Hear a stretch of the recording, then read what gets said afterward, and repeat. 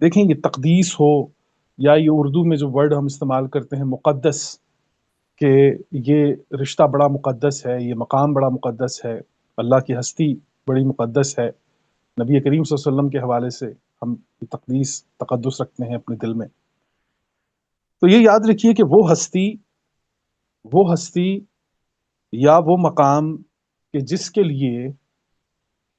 وہ ہستی اور وہ مقام کہ جس کے لیے آپ کا وجود ظاہری اور باطنی طور پر تمام عیوب سے پاک ہو یا پاک ہونے کی کوشش کرے، وہ آپ کے لیے مقدس ہے. وہ ہستی، وہ مقام آپ کے لیے مقدس ہے کہ جس کے لیے آپ کی ذات اپنے آپ کو ظاہری اور باطنی دونوں طور پر جو ہے وہ تمام عیوب سے پاک کرنے کی کوشش کرے یا پاک ہو جائے. دونوں صورتوں میں یہ تقدیس ہوگی، یہ تقدس ہوگا، اور یہ اس ہستی یا اس مقام کا مقدس ہونا ٹھہرائے گا. تو آپ یہ دیکھیں گے کہ وہ ہستی،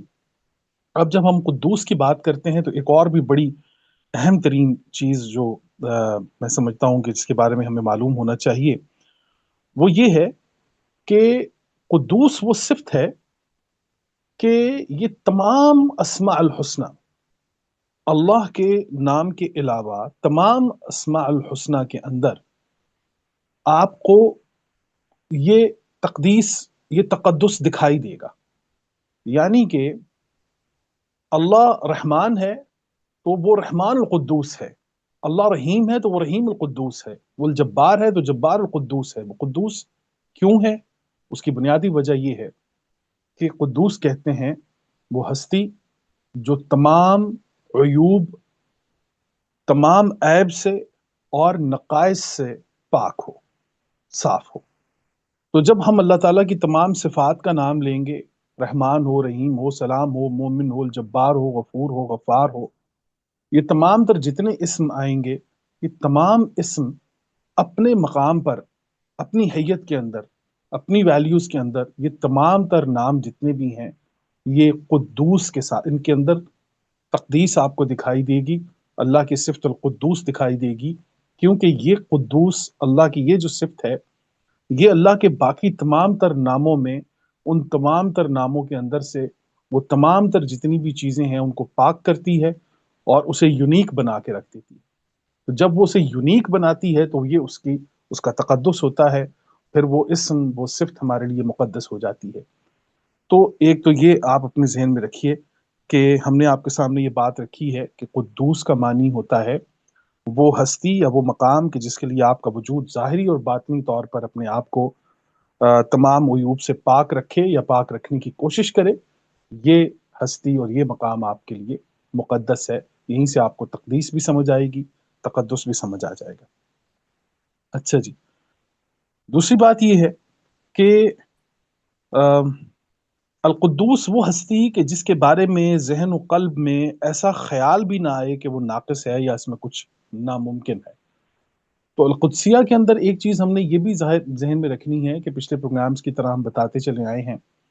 کہ ہم جب یہ دیکھتے ہیں کہ سورہ البقرہ آیت نمبر 30 کے اندر، سورہ البقرہ کی 30 آپ دیکھیں تو اس میں نقدس لک، وہ ملائکہ نے یہ کہا کہ ہم تیری تسبیح بھی کرتے ہیں اور تقدس بھی کرتے ہیں تیرا. تو وہاں پر تقدس کا معنی جو ہے وہ یہ بتا رہے ہیں کہ وہ اللہ کو کہیں بھی کسی بھی زاویے سے انڈر اسٹیمیٹ نہیں کرتے. لیکن بدقسمتی کے ساتھ آج ہم جس مقام پر ہیں تو ہم اللہ تعالیٰ کی ذات کو انڈر اسٹیمیٹ کرنے کی کوشش کرتے ہیں، کہیں نہ کہیں اسے کسی قانون کا پابند بنانے کی، کہیں نہ کہیں کسی بھی معاملات کے اندر ان تمام تر چیزوں کی. ٹھیک ہے، وہ لاز ہیں اس کے جو اس نے بنا رکھے ہیں، اس میں کوئی شک نہیں ہے. لیکن ان لاز میں اگر ایک انسان تغیر تبدل کر سکتا ہے تو پھر وہ رب کی ذات جو ہے وہ کل یوم ہوا فی شان، وہ ہر روز ایک نئی شان میں ہوتا ہے، وہ ہر روز ایک نئے معاملات. پھر دوسرے مقام پر وہ کہتا ہے کہ یم اللہ ما یشاء و یثبت، اللہ جس چیز کو چاہتا ہے قائم رکھتا ہے، جس چیز کو چاہتا ہے مٹا دیتا ہے. تو یہ اللہ تعالیٰ کی ذات جو ہے وہ کریم ہے، عظیم ہے. تو اس رب کو ہم جب انڈر اسٹیمیٹ کرنے کی کوشش کریں گے تو ہم اس تقدس کو، اللہ کے اسم القدوس کو نہیں پہچان پائیں گے.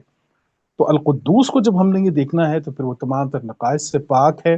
تمام تر ناممکنات سے پاک ہے۔ جب ہم یہ کہیں گے کہ یہ رب کے لیے یہ ممکن ہے اور یہ رب کے لیے ممکن نہیں ہے،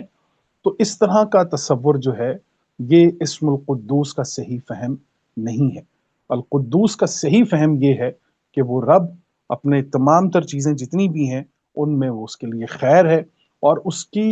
تقدیس جو ہے وہ یہ ہے